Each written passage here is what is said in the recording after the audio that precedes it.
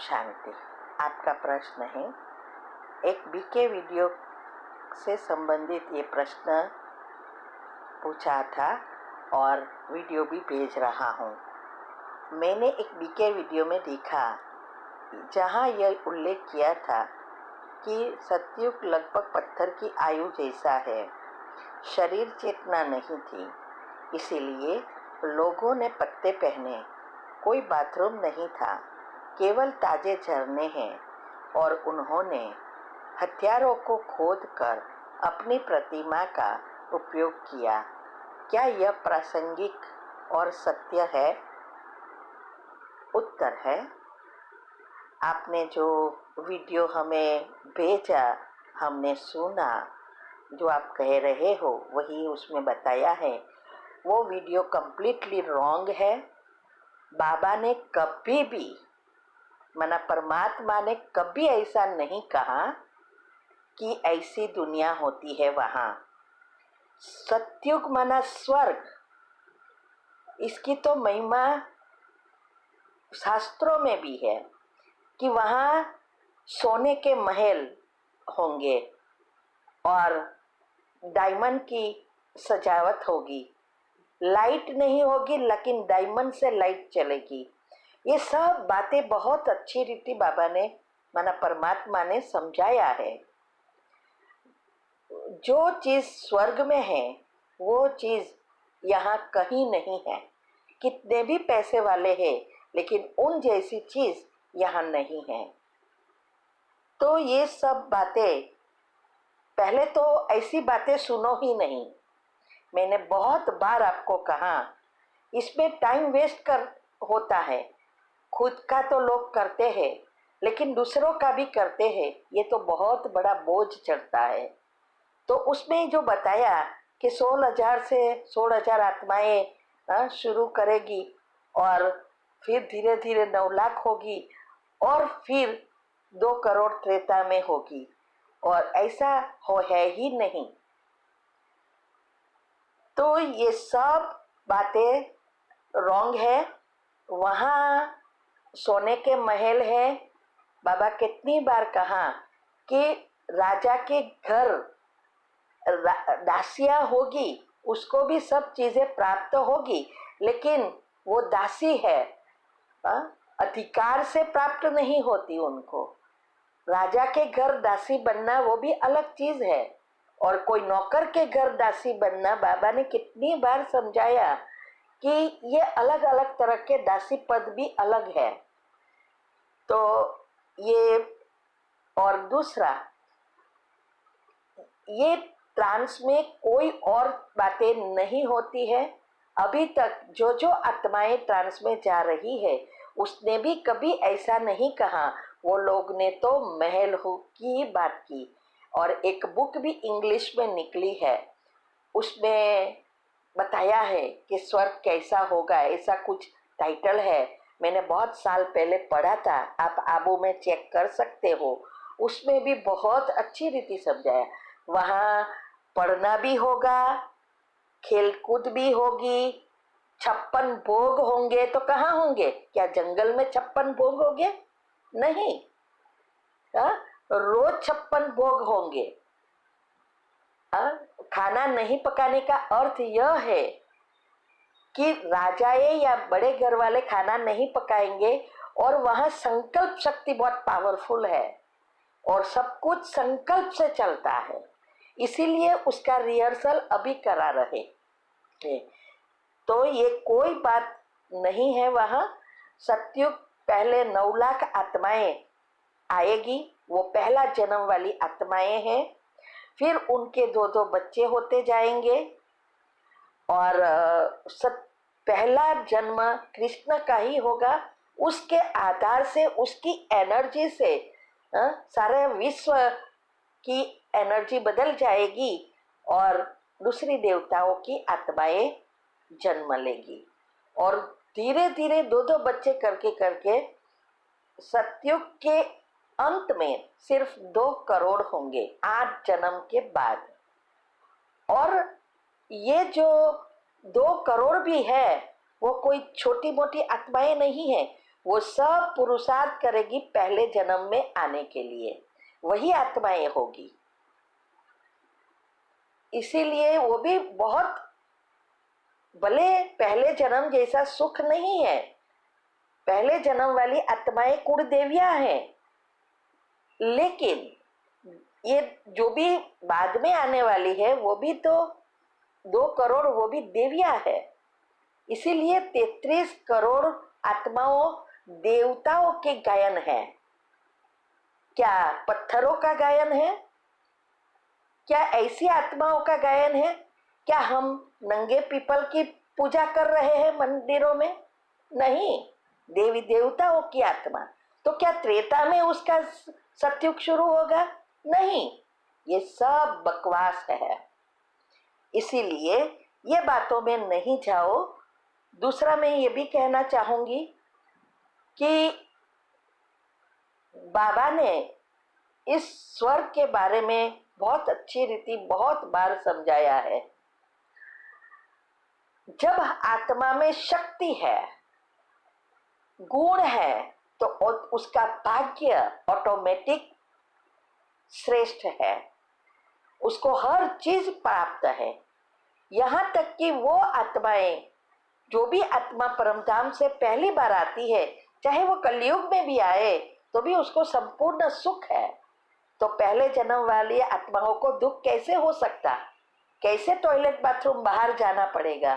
ये तो ये जैसे जैसे आत्मा की शक्ति कम होती जाती है, वैसे वैसे दुख आना शुरू होता है, सुख कम होता जाता है।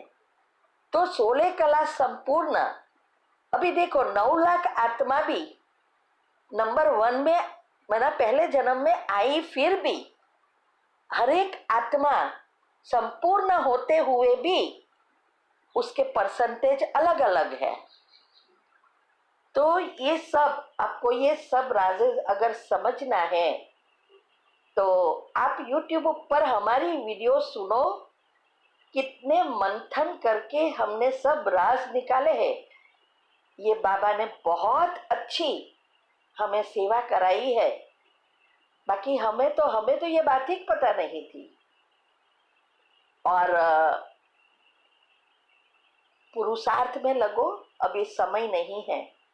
किसी ने ये भी कहा कि इस आत्मा की आंखें वीक है, इसीलिए उसको अंदर की चीजें दिखाई देती है। ये बिल्कुल रॉन्ग है। स्थूल चीजों से दिव्य दृष्टि की कोई लेन देन नहीं है। इसका मैं अभी 4 पार्ट, 4 अवस्था का मैं डिटेल में विधि बताने जा रही हूँ, उसमें आएगा। और हमने कुंडलिनी चक्र सब में भी लिखा है कि दिव्य दृष्टि कैसे प्राप्त होती है और क्या क्या प्राप्त होता है, वो सब YouTube पर रखा है। तो इससे भी स्थूल आंखों से कोई कनेक्शन नहीं। ये है चर्म चक्षु, स्थूल चीजों को देखने के लिए। फिर है ज्ञान चक्षु, जो सूक्ष्म एनर्जी के ब्लॉकेजेस खुलते हैं। और फिर है दिव्य चक्षु, जो आत्मा की आंख है। तो अभी आपको शायद आपका जवाब मिल गया होगा। और अगर अभी भी कोई कंफ्यूजन है तो आप पूछ सकते हो। ओम शांति। आपका प्रश्न है, जो युगल कृष्ण को जन्म देगी वो तो योग बल से ही होगा, लेकिन युगल पवित्र नहीं होगा। तो जब वो आत्माएं यहाँ से कर्मातीत होके और पवित्रता का संस्कार बना के गई है, तो नेक्स्ट जन्म में वो पवित्र नहीं होगी। नहीं होगी क्या, या विकार में जाएगी? उत्तर है, पहले तो मैं ये भूल गई अगले प्रश्न के उत्तर जो कृष्ण की दुनिया के बारे में दिया, इसमें कि ये पिक्चर जो मैंने ये वीडियो में रखा है वो भी स्वर्ग का है। और हम अभी भी इसमें भी भेज रहे हैं ग्रुप में, तो उसमें कितना अच्छी रीति समझाया है वो भी आप समझ सकते हैं। अभी आपका जो प्रश्न है, जो युगल कृष्ण को जन्म देने वाले हैं उसके बारे में, तो देखो कर्मातीत अवस्था हुई है, कर्मातीत नहीं बने हैं, सबकी कर्मातीत अवस्था हो गई है। इसीलिए अभी भले उसकी रीत पात का संस्कार अलग रीति से होगा, लेकिन वो आत्मा खुद की इतनी शक्ति है और वो आत्मा को इस ज्ञान का कोई पता नहीं है, लेकिन संस्कार भरे है। तो ये दुनिया के हिसाब से जो चल रहा है वो चलेगा, लेकिन रॉयल रीति से, क्योंकि वो रॉयल घराने में ही होंगे। रॉयल घराने में होते हुए भी सिंपल होंगे, एकदम सिंपल और सैंपल दुनिया के सामने होंगे। इसीलिए ये जो कृष्ण के जन्म की बात है वो हमने बहुत बार समझाया है, और कृष्ण का जन्म और विनाश का भी मैंने वीडियो रखी है, और YouTube की बातें आप सुनो मेरे चैनल पर, और ये बातें तभी समझ में आएगी जब आपकी बुद्धि शुद्ध बनेगी। ठीक है, ओम शांति। आपका प्रश्न है, आपने कहा कि कृष्ण का जन्म देने वाले को यह पता थोड़े होगा कि वो देवता को जन्म दे रही है, छोटे बच्चे की तरह ही देगी। लेकिन बाबा कहते हैं उनका माना देवताओं का शरीर तो बिल्कुल कंचन काया बहुत सुंदर होगा, तो क्या वो बच्चा यहाँ के जैसा ही होगा? जैसे कोई बच्चा बहुत सुंदर होता है इसीलिए युगल को अजीब नहीं लगेगा? उत्तर है, देखो इस दुनिया में भी कई बच्चे और कई आत्माएं, चाहे वो बहन है चाहे भाई है, बहुत स्मार्ट है, बहुत सुंदर है, क्योंकि वो भी आत्माएं अलग नई नई भी होती है तो वो भी बहुत सुंदर होती है। तो इससे उसको कोई पता नहीं चलेगा, क्योंकि सुंदरता का कोई लिमिट नहीं होता है। इसीलिए वो एक बच्चे की तरह हाँ खुश होंगे कि हमारा बच्चा भी कितना सुंदर है, लेकिन ऐसा कोई अजीब लगने की बात ही नहीं है, क्योंकि ऑलरेडी दुनिया में ऐसी आत्माएं आना शुरू हो गई है। ठीक है, ओम शांति। आपका प्रश्न है, जो आत्माएं ओनियन गार्लिक खाता रहेगा और ब्रह्मचर्य पालन नहीं करेगा लेकिन मुरली और योग करेगी, तो ऐसी आत्मा भी त्रेता में आएगी? उत्तर है हाँ। 7 दिन का कोर्स किया, मना सतयुग में जाने के लिए पासपोर्ट मिल गया, फिर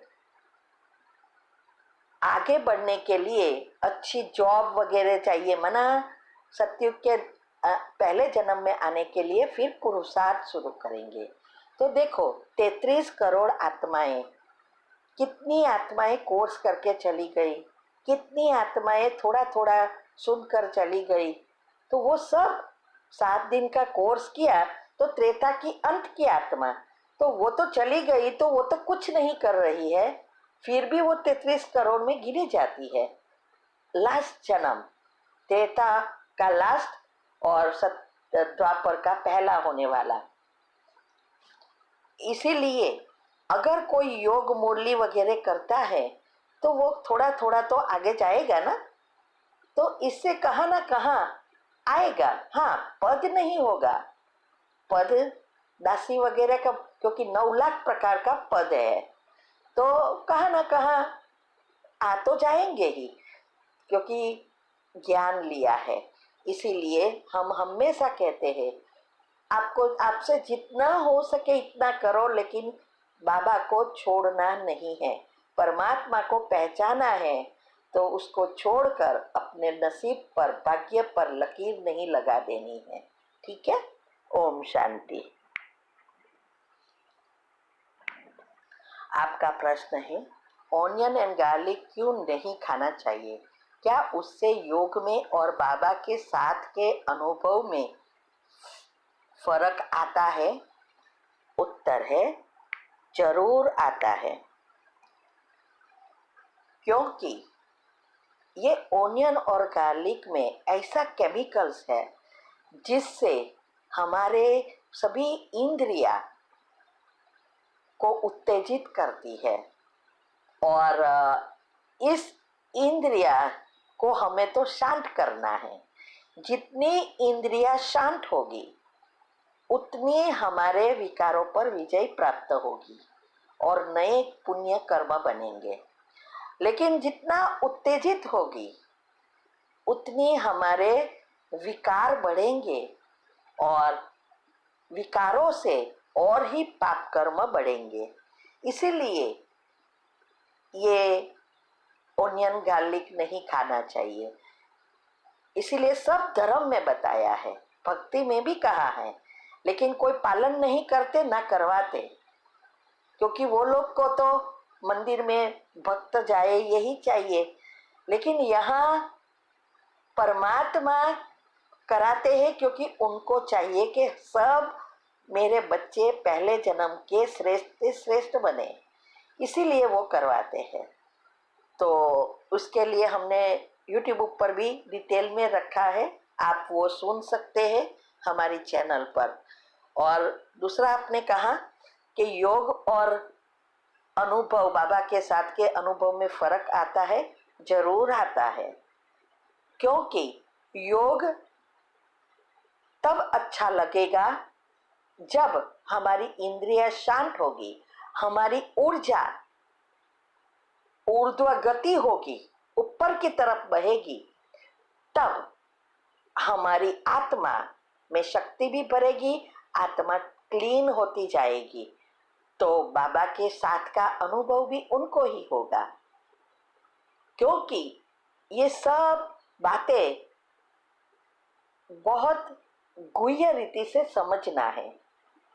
हम भी पहले 10 साल हमने बिगाड़ा। क्यों बिगाड़ा?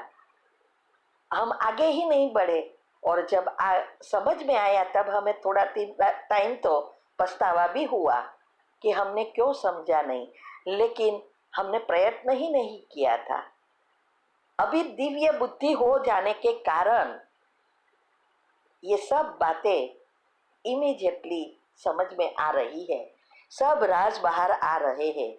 और हम YouTube पर इसीलिए रख रहे हैं कि पुराने बच्चों को उसको बातों को समझकर आगे बढ़ने की प्रेरणा मिले, और नए बच्चे जो भी बाबा के बच्चे नहीं आए हैं वो कुछ आने के लिए अंदर से प्रेरणा हो, और ये भी हमारे लिए बहुत बड़ी सेवा हो जाए। इसलिए बाबा ये सब कुछ करवा रहा है। तो जरूर अनुभव अलग होगा, क्योंकि हमने पहले भी देखा है और अभी हमारी अवस्था में आकाश और जमीन जितना अंतर हो गया है। ठीक है, ओम शांति।